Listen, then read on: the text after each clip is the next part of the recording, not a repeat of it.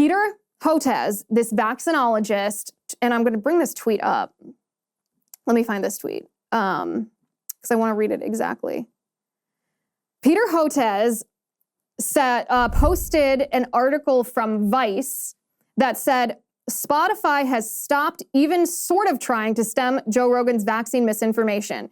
It's really true. It's awful. And from all the online attacks I'm receiving after this absurd podcast, it's clear many actually believe this nonsense. So Joe Rogan responds to this because Peter Hotez is not asking to debate. He's not even making an argument that he's correct. He's asking Spotify to censor Joe Rogan so that nobody can hear what RFK Jr. is saying. Like, of all the cowardly, intellectually narrow viewpoints to take, this just takes the cake.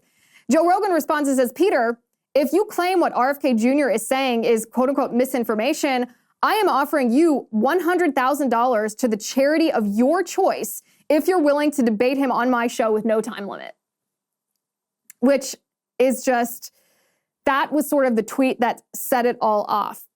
So at this point, Hotez essentially doesn't respond. He says, he said something like, you have my email address and my phone number, Joe. We can work this out privately. And I'm paraphrasing now, but Joe Rogan was like, no, I'm saying this publicly because you publicly attacked my show, and I want the public to understand that you're not willing to come on and actually debate what you believe.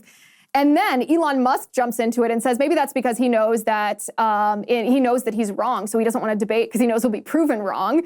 And then other people started chiming in, offering more than $100,000. I have a list here of everybody who has offered. Right now, this charity debate pot, how much money Peter Hotez can give to a charity of his choice, is resting at $1.5 million. So we had Andrew Tate offer $500,000. We had Nick Mulaji add $250,000. Bill Ackman added $150,000. Of course, Joe Rogan had $150,000. Patrick Bet-David added another $100,000. Steve Kirsch added another $100,000. Tim Pool added another $100,000. And that's just some of us. That's not even the complete list here. A lot of people want to hear Peter Hotez, who publicly called for Spotify to censor Joe Rogan because RFK was on the show. A lot of people want to hear Peter Hotez make your case. Come and debate the guy that you say is spreading misinformation. Isn't the best antidote to so-called misinformation more information?